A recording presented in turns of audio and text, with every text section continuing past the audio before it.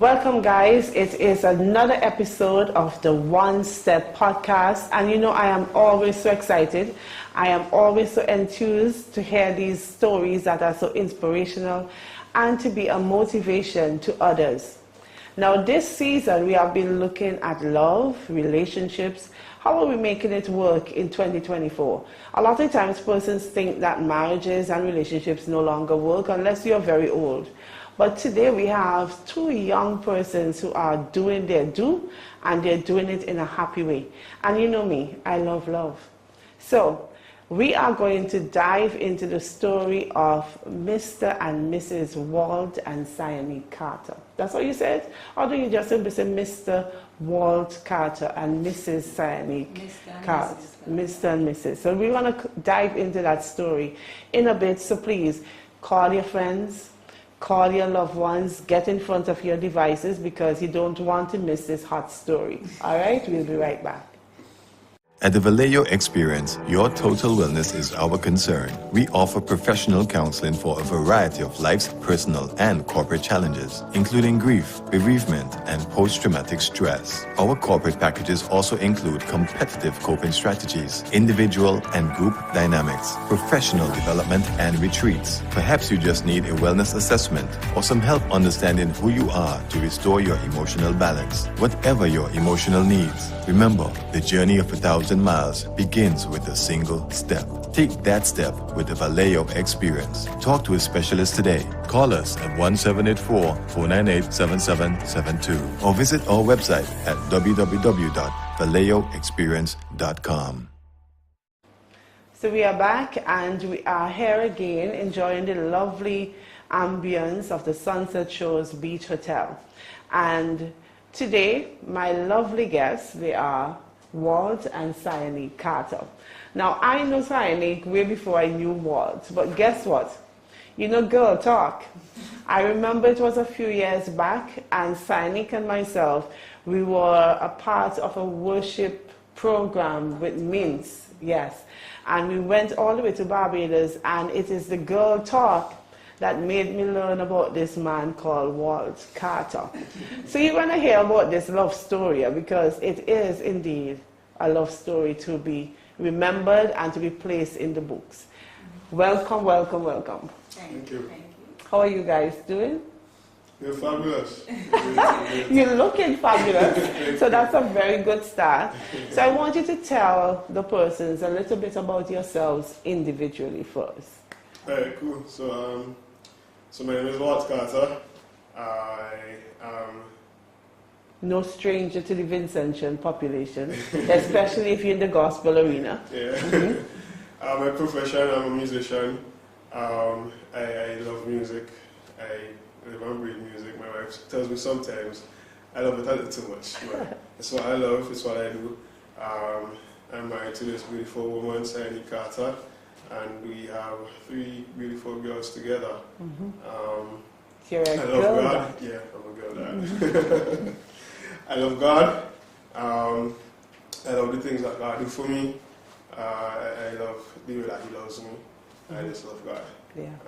And yeah, that's basically me. Music, family, and God. That's it. Yep. And Saya? I'm Sianique Carter. Grew up in church. Love the Lord. Love the arts, I dance, I worship lead.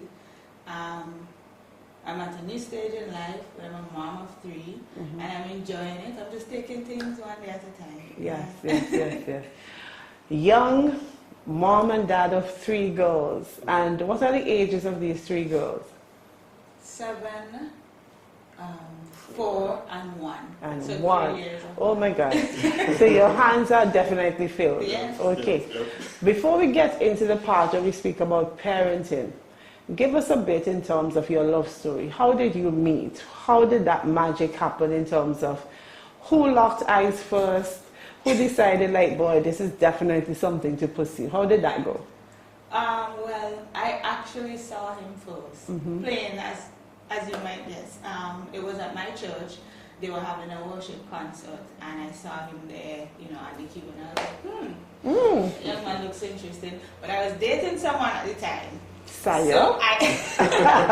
So I just saw him and I didn't say nothing. nothing. About 2 months after, we were having a singles conference at our church. So they were still having the practice at that time, and I went. Well, my sister was the youth leader at the time. I was on the exec, and she asked me to invite the musicians and so on. So I went to him and I said, "Hi, would you be interested in joining this youth singleness conference and so forth?" And he said, "Yes, what's your name?" And I said, "My name is Sianique." I said, "What's your name?" He said, "My name is Sianique." And I cackled into the top of I cackled over there to the side of my eye now, who I could see. My boyfriend at the time. So, yeah, young love. So he after I invited him, I went back over and he said, "Who's that guy? How come you laugh everything?" And I'm like, "I'm going to marry him one day." Jokingly. You said that to your dead boy. What boldness is this? Yeah. And what did he say? Yeah, he watched me and he was like, because I'm a little chattermouth too, eh? Yeah. Yes. And then we did things group-wise, on a youth basis. So we remained friends.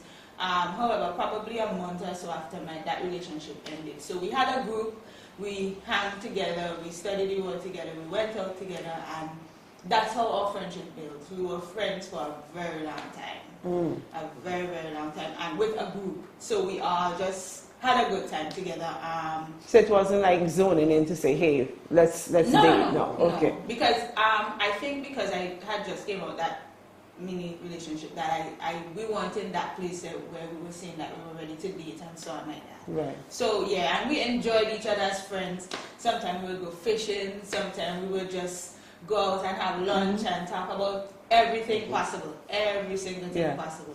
And I think that kind of fortified things from the beginning for us, having it as friends like that. Yeah. So Walt, how important you would say friendship is in building before you get to the romance aspect? Yeah, I think it's a very important and a very vital stage of building a romantic relationship. Developing that friendship, learning the person to know who they really are, learning their family also, just getting to know each other, just enjoying each other as friends, as persons. So this is my person, I like this person a lot. I think it's just very important. Yeah. And just to go back on the story of it, interesting, while all that was going on, we actually had a friend who was a part of that group. He was actually checking Sianique. Oh. So because of that, because that's my partner. broke code. Yeah, I pull back a bit. But all this time I knew that I was very interested in Sianique. I saw her as an amazing person, but I just had to pull back because brother. Right. Checking. So let me talk a little bit about the bro code. So you there, in your mind, you're saying, "This is an amazing woman, this is somebody that I want to be with." But then your friend, your bro, step up a little bit. So whilst you're seeing him making moves, how is that affecting you? It was kind of hard to look at. Because I mean, like I want this young lady too, like I want her to. But at the same time, he was vocal about it before I was. Not to me, eh? Yeah. So he told me like, "What?" So why then in that moment, why didn't you say, "Okay, stop it, I'm thinking about that too," or you just kept quiet?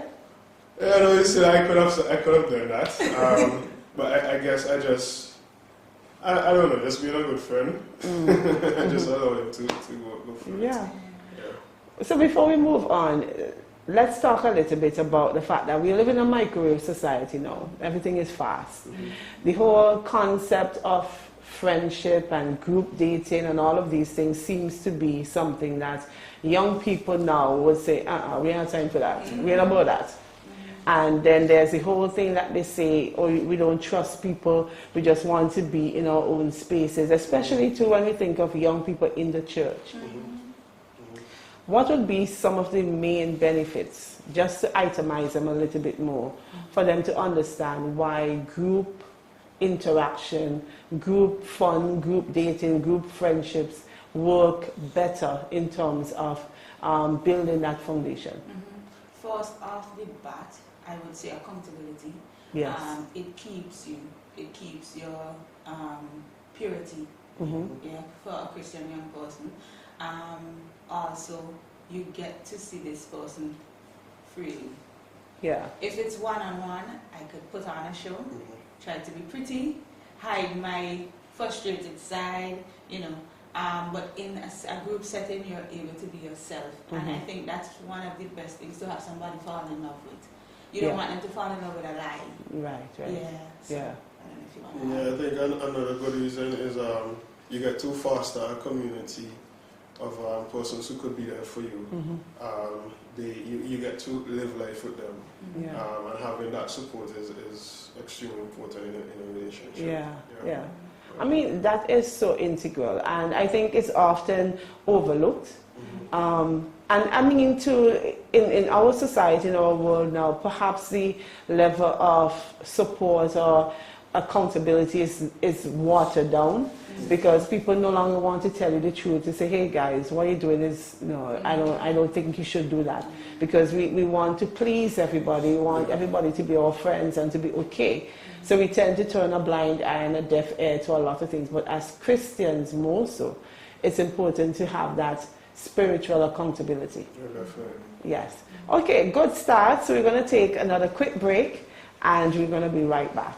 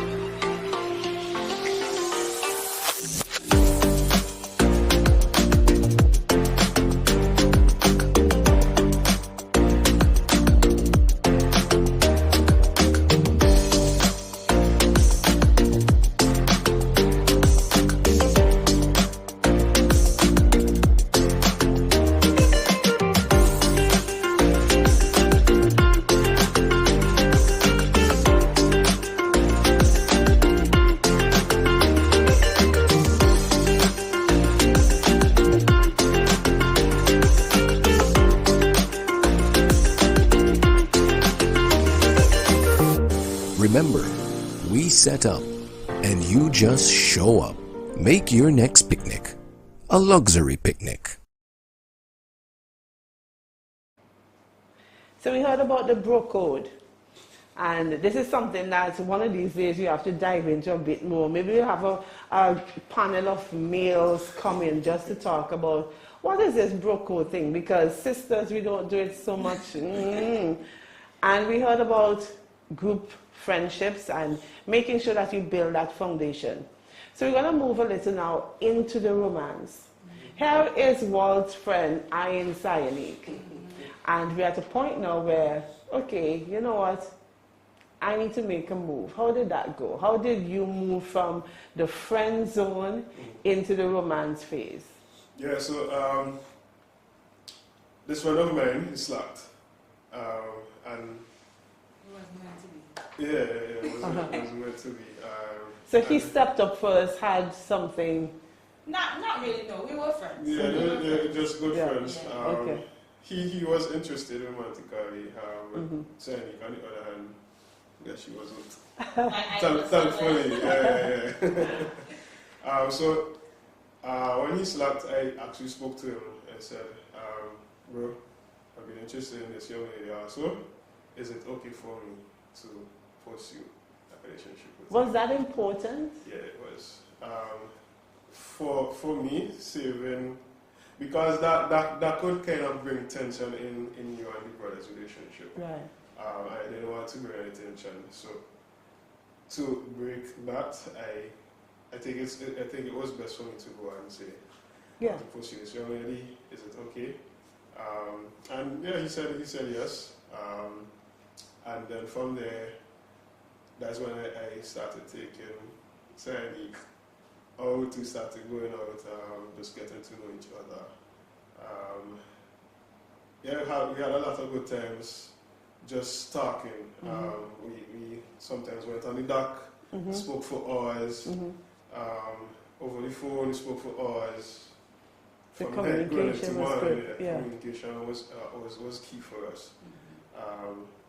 So by the time we were ready to get serious and ready to commit to a relationship, we knew what we were getting into, we knew what we were going into, we knew each other. So that was a very important part. So, you know, back in the day, we used to hear the term that is dating then courting. So that being on the dock, chilling, getting the vibes to say, yeah, this is something I really want to invest in, was the dating aspect. And then you decided, let's go steady, as they call it. Yeah. But I think the viewers might be interested to ask this question. What if he said no? What if he said, yeah, no, bro? I know. No.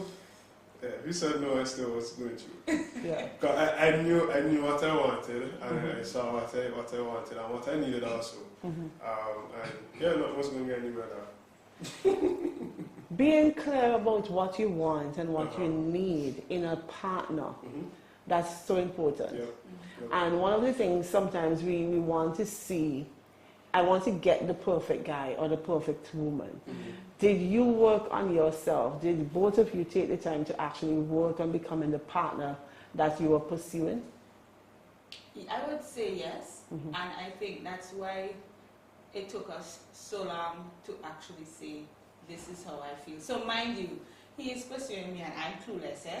Yeah. I just thinking, oh yeah, we just cool, you know, we just friends, because he never really said anything. And in my mind, I knew what I wanted, I knew what I was looking for, but I never said anything either. But in the process, you got to see, and it came out a lot in the group dates. So like, somebody might observe something, and because we're friends, it's easier for them to say, you know, you're like this, or you're like that, or you think like that, and then you can introspect and say, okay, that was not a good trait, you know, I could fix this, I could work on me, I could, So that happened. So, okay, the magic question. Who said it first? Okay, so we are courting now, and both of you seem to have been somewhat timid or held on to your feelings a bit. So what made you take that plunge now to say, hey, yo, this is it. Chikungunya. Tell us about the chikungunya woman. So it was a beautiful night. I could say where we were. Yeah. So we had a lookout. We had a spot. It was the lookout at Kinga and looking into town. Right. And then we just decided to go up there. I had chikungunya. So we didn't see each other for a good 2 weeks. Yeah. So I was still in pain, so I was tapping up the vehicle like an old man. And I knew what I was about to do. I was about to tell Sianique, listen, I love you. I want us to take this serious. So, going there at night. You sure it wasn't the pain?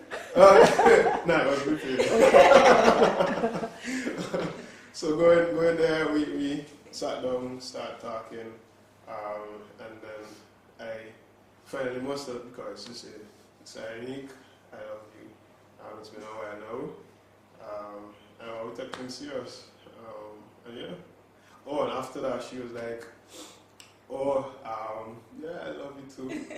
And that's when she actually told me that she knew all along that we were going to be together. So even before I knew Sianique that we were going to be together, like she told you. This woman professed the thing. She did. Way back. She did. And this is just the manifestation. So you have to be so mindful of the things you profess. Correct. Okay, so now we have said I love you and all of that, and both of you are in church. So how important was it to make sure that you were aligned in terms of ministry and where God is taking each of you individually and as a couple? It was very important, also very challenging, because at this point now, you have a lot of feelings. Right. I'm just being real. But now you're somewhat exclusive. And I could understand why old people used to court for 3 months and then get married. Yeah. Yeah? As a matter of fact, one of our other guests pointed out that they don't suggest long courtships, especially with Christians. So you get in, get out. Okay. Right, but we were young, so we said, okay, yeah, we need to wait. I mean, we have some things that we want to achieve and be, secure financially and so on before you step into that. And it's at the beginning, it was gradual. It was going well. I mean, I was worship leading, dancing, was on the youth executive, so there was this weight and accountability with it. He was the youth leader at his church. His dad is a pastor. So you had to be so intentional about it. Your walk with God, your time in His Word, important to keep you on that line. So what was, well, you said it was challenging as well. What was some of the main challenges you had? Basically, like spending time alone. How did you keep your hands off of each other? Hey. Let us just go right in there. We most of the times we did open dates. So okay. Yeah. So outside is. Yes. Also we had early times, so we would have done like 5 to 8 or try to not be alone late in the together. Right. So that, anything could happen like that. And one of the things we know young people do is that, okay, we're not going all the way, Right. We just tipping our toes or something like that. And that in itself can open the door to a lot of different things. Correct.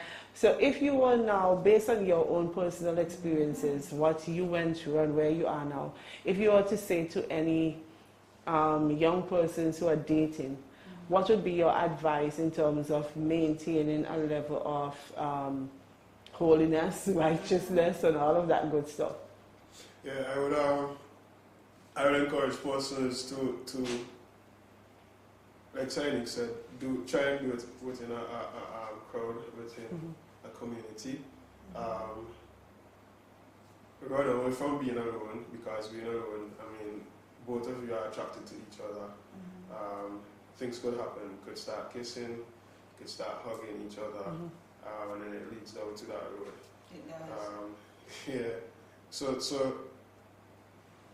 getting away from that loneliness together. Yeah. I think is vital. I mean, just to add on to what Sianique was saying, we practice that. We practice community. We practice not doing the late night stuff. But I guess in our story, we got to a point where we kind of slapped off of that. We started spending time alone. And those were some enjoyable times, but it led us down a road where we started compromising our walk with God. It took us down a road where we started to get intimate, and yeah, it was just a bad road we were going we were traveling on. Yeah. So what would you say, like there are persons who may be in a similar situation now, dabbling in some stuff, feeling the guilt, feeling whatever, how do you reconcile? How do you get back to a place to say, listen, we are definitely not doing this anymore? How do you get back on that track? I would say to bring somebody else into the mix. So being honest is the first step in my book to, your freedom, your healing, your turnaround. I like that. Being honest. So if you can find someone who is responsible, who you can open up to and let them know, hey, this is happening and I need you to guide us along this line, then it will be easier. It will be easier to deal with that aspect. Also, to forgive yourself. I mean, yeah, we use it often, but the reality is it does happen, and we are sinful beings. It's our nature. We have to fight to break that. Yeah. So, being honest with yourself and forgiving yourself would help you to want to stay the right way, Yeah. Because you're right, a lot of times we cover so much. And one of the things, even from a therapist standpoint, I always tell persons, until you're true to yourself, there is no healing. Because you have to face, literally as you say, the demons. You have to face all that is in the closet and all the pretense and everything. And the devil tends to thrive a lot in secrets, in the dark spaces, and keep reminding you, oh, but you did this and you did that and whatever. But the true freedom comes when you can face it and say, listen, I messed up. And it's only by God's grace that I'm still here, right? So kudos to you on that one. And before we take another break, I want us to jump a little bit and get now to the proposal on Jozelle. Please do tell us, how did we move from that nice little lookout point, I love yous, to now at the place where, and how long did it take you to get to the place where you say, listen, this is going to be my wife and I'm going to propose?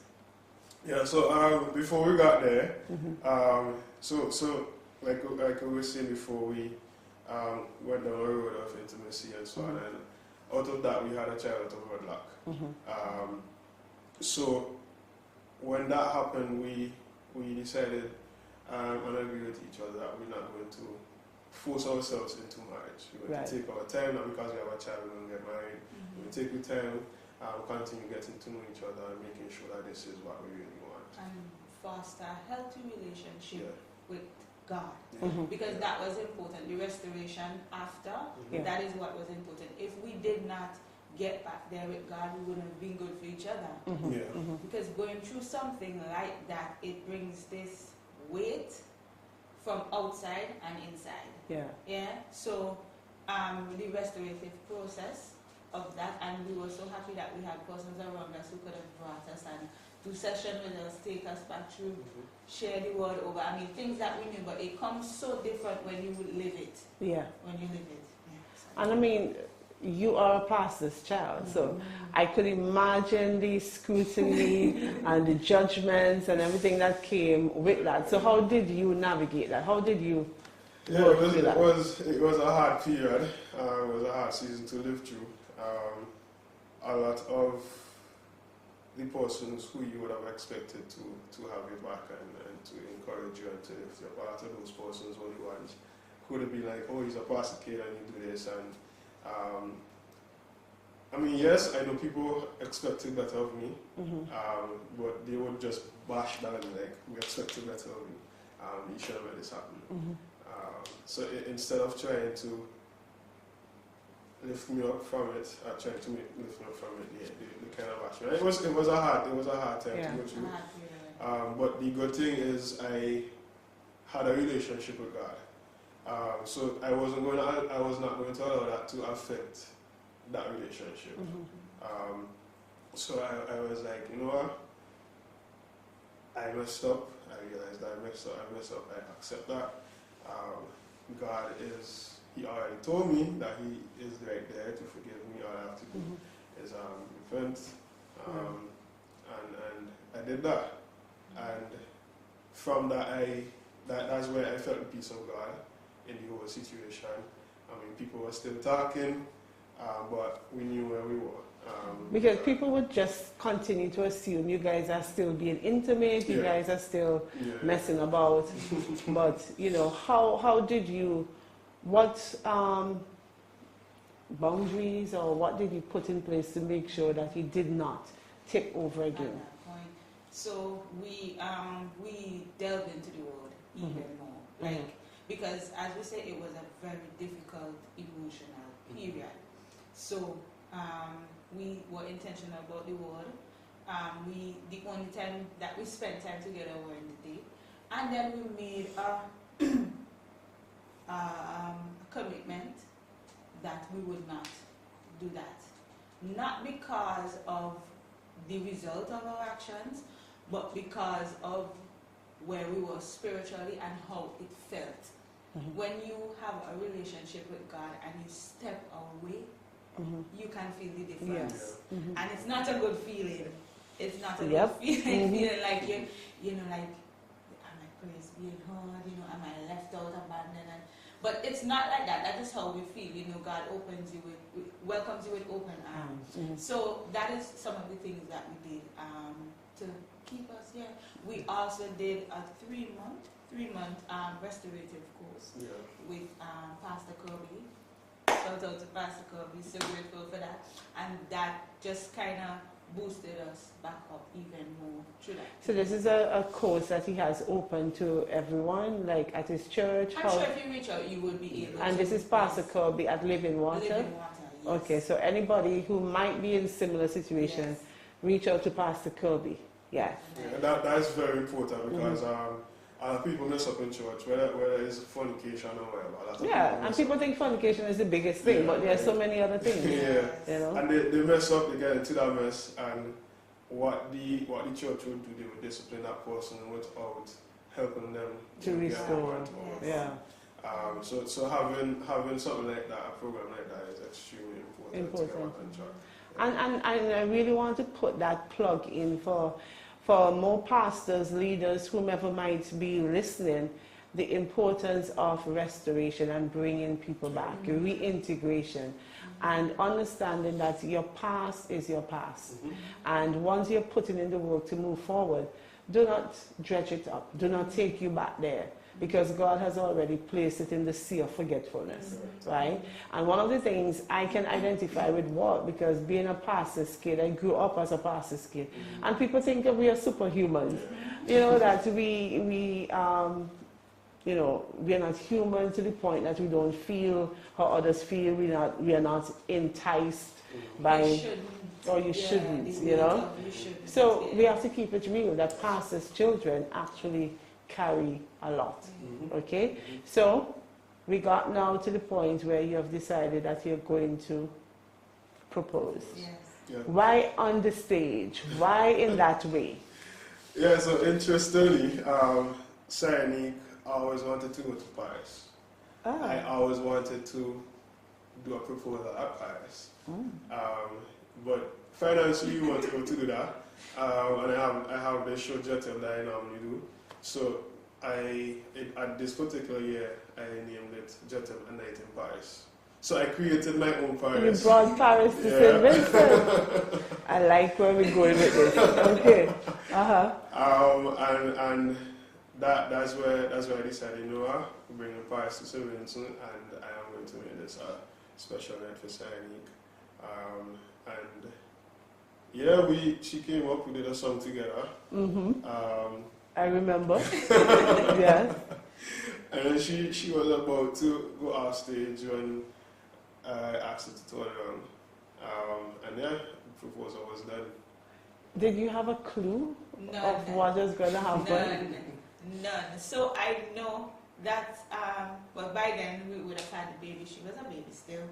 And I knew where we were going. I knew our plan. I had no clue about this. Because, I mean, it's Jozelle. Yeah, I had no clue.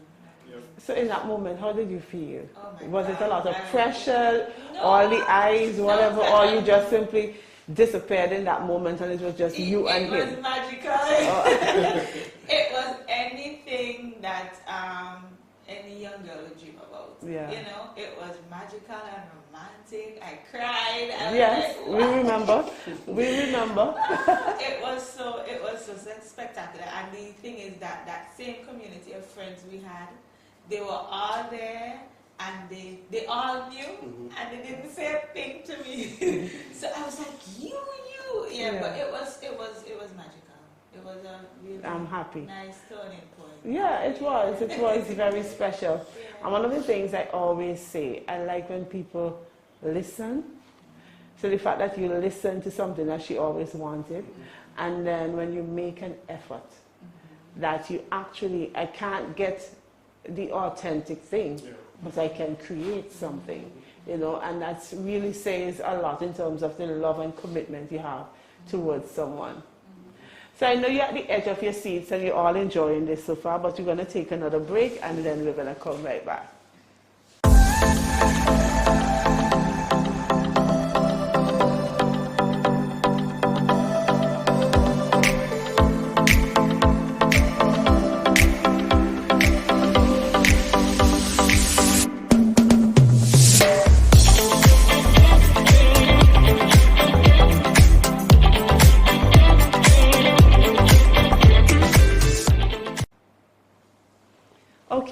we are at the point we have been proposed to, we are getting married, so we're going to push forward now. How has married life been for you? You know, sometimes we have the fantasy, the fairy tale. You guys seem to have a good foundation of friendship and good communication. But now you're going into reality. The honeymoon phase is done. This is baby hair. This is, we're going to work, we have bills to pay. So a lot of the buffering that you probably would have had in the courtship and the dating phase, that's now gone. The reality is you and I against the world. How did you navigate the start of marriage to where you are now? So I could start off by saying this. So my parents used to tell me something all the time. They always encouraged me to, when you're looking for someone, you're looking for that significant other, don't look for somebody you can live with. Tell me about that. Yeah, look for somebody you can't see yourself living without. And I used to always wonder, like, what's that boy? That making much sense. Until Sianique and I decided that we want to do this for life. It is very easy to live with anybody. But finding that person who you know within yourself that you can't live without is different, something different. And I think that is one of the things that keeps us going. We realize that we really can't see life without each other. So no matter what kind of challenges come up, that keeps us going. Like, you are my person, we can't do this without each other. We are walk through everything together. We are fight through storms. And I think that is one of the things that will keep us. Yeah.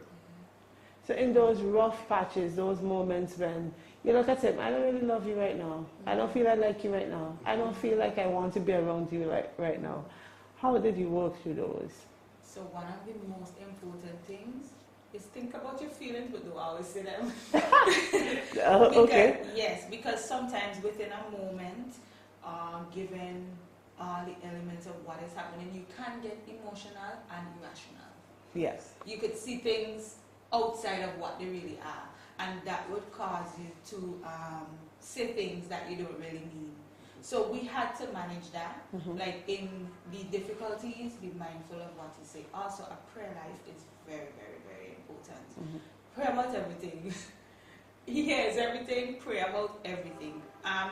Not only because he would answer them, but something about verbalizing your concerns and hearing it back. When it seeps to you, it's like it calms you and levels you. Okay, yeah, this is what is happening now. And yeah, I could deal with this. We could make this work and so on. Communicate with each other. A lot.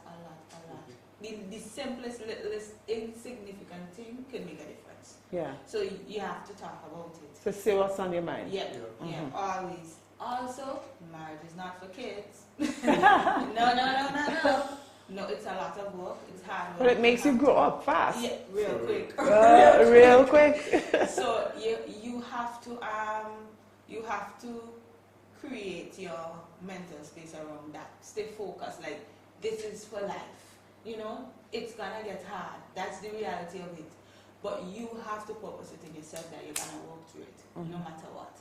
Yeah. So who is the one that says, I'm sorry first?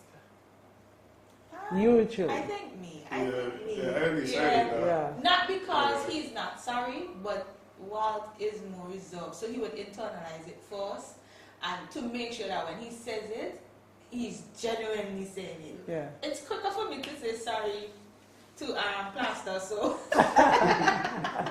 you know. But yeah.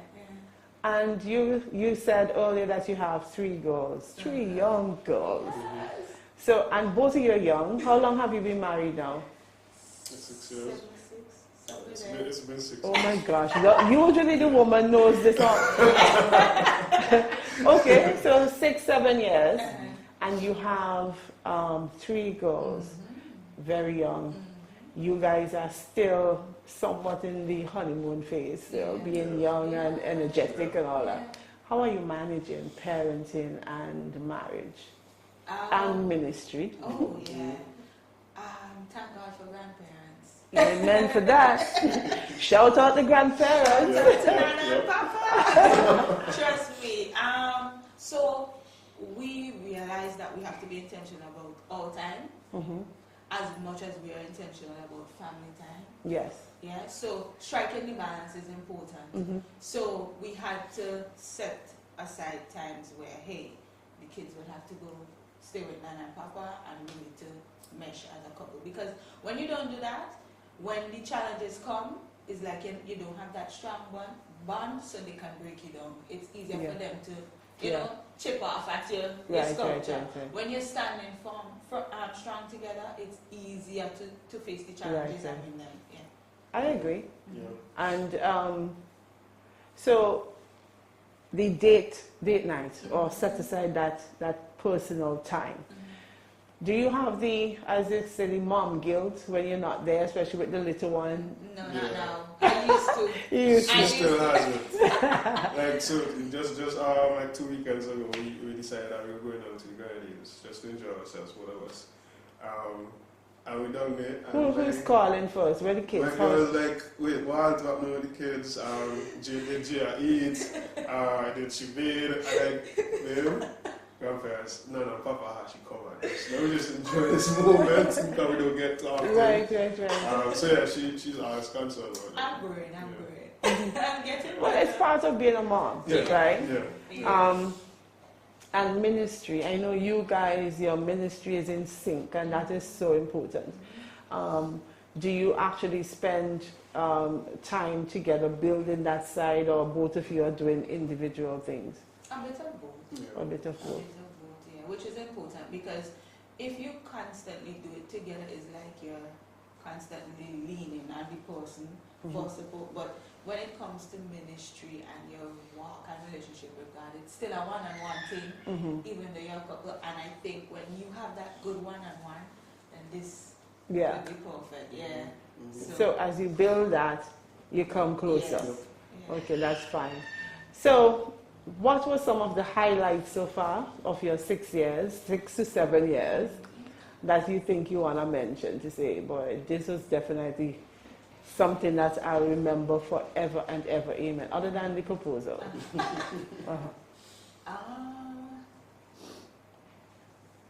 I think most recently, so we had an opportunity to migrate, and we prayed up, ready to go and so on, and then things didn't work out how they were supposed to work out.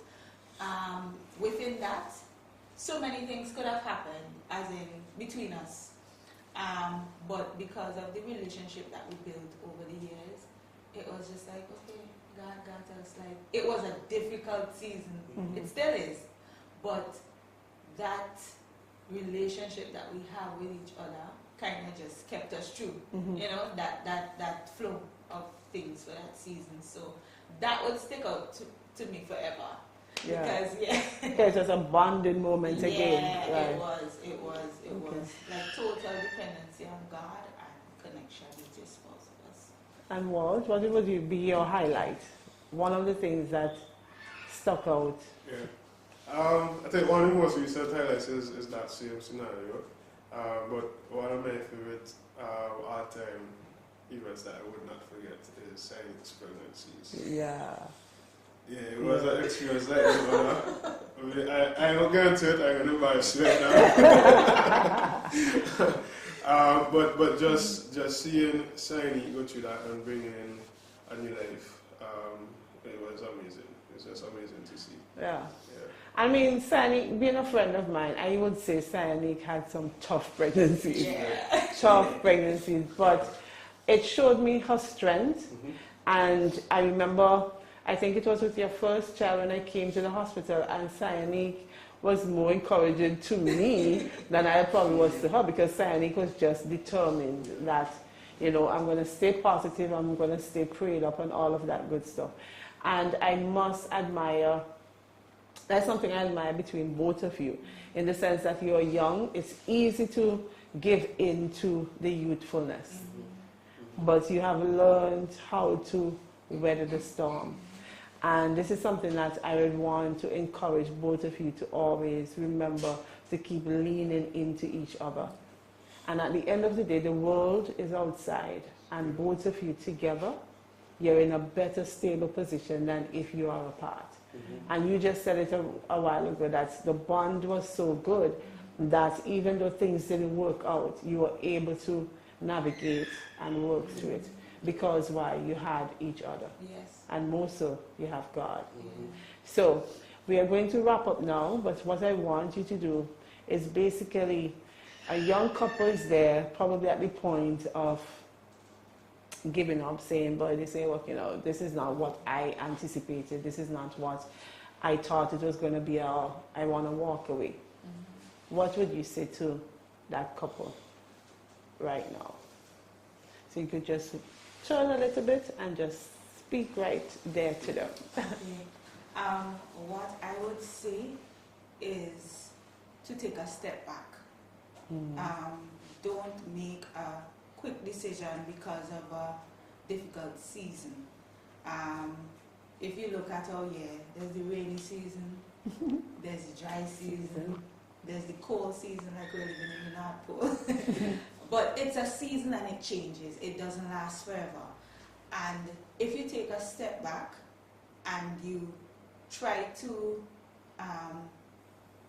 introspect it, think about what you're doing that might be causing this, work on yourself, then you would see a difference in the way you're approaching the issue in the relationship. And from doing that, you would be able to make a more level-headed decision. Also, try to think of a new way to love this person in the difficult season. Sometimes you don't want to love them. You don't want to make their breakfast. You don't want to fold their clothes. Yeah, but just think of a new way. It might be a little bit. Maybe they might like Butterfinger chocolate. You buy some Butterfinger, you wrap it up nice. You might put a little note in their bag, in their purse. Just little things. Try. That's the important thing. You have to try. Just try something that you know. You know this person all the time, so you know what they like, you know what they don't like. Try something little and not just saying, this is not going to work. Have a little faith behind a bit. Say, you know what? Maybe if I try this could change something. Yeah. Yeah. Okay. That's what I would say. I like those. And Walt? Yeah, I would say challenges happen. I mean, you're two individuals with different personalities, different characteristics, and something that we have learned to do is go on each other and each other's strengths. Sianique has strength in a lot of what do you call it? So she organized. She's very organized. On the other hand, I am a creative. So you know that could get me creative. So having Sianique there to help me be organized and help play on my creative part, it works together. I think a lot of times we focus too much on our weaknesses. We focus too much on the negatives, and that can create a lot of tension. Like for me, what I told Sianique for this year, one of the things that I'm going to do is focus more on what's going good for us. Like focus more on the positive stuff. And I think what that does for you, it helps you to see each other from a different eye view, from a different perspective of things, and just living through the positives would help. It would go a long way. I would also encourage you to keep God close. I mean, we will hear this all the time, but it's very important. Keep God close in your relationship, and He will be the strength that you're looking for. Challenges are going to happen. Work to them, stick to them, and just fight through together. Yeah. I like those. Yeah. Very good tips. Before we wrap up totally, Jozelle, tell them, invite them. If you didn't get your tickets, tell them a bit more about it.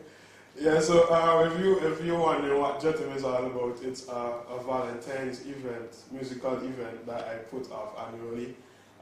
It's just a great vibe around Valentine's season, where you could just come and enjoy some good music. There's good food. The ambience is elegant, and you could just come out and enjoy yourself. This year we're having it at the cruise ship terminal in Kingston. It's on February 10th, and I'm inviting you all out to come and experience a great night of performing arts. We have culinary arts. We have the fine arts. You're going to have a blast. So I'm encouraging you guys to come out. Where can they get tickets? Perez, City Soul Pharmacy, Super Health Pharmacy, Gate 3 Restaurant and Lounge in Annisvale, and in Beckway, the Beckway Tourism Office. Well, there you go. Sounds good. So I might journey down to Jozelle this year. Who knows? We never know. Once I can find, I'll come with myself and Jesus.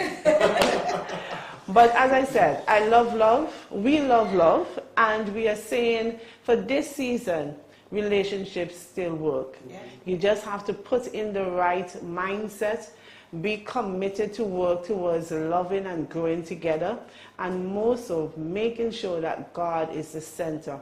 Very often we start relationships when we go to church and we do that whole nice little wedding ceremony. Don't ever leave God out of the 3-strand cords. We have to be wrapped up together, and as Sianique pointed out, as we go towards Him, we come closer together. And with that, we end today, and we say thank you again for joining us on another One Step podcast episode. Look out for more interesting, dynamic, inspirational stories. Take care. Much love.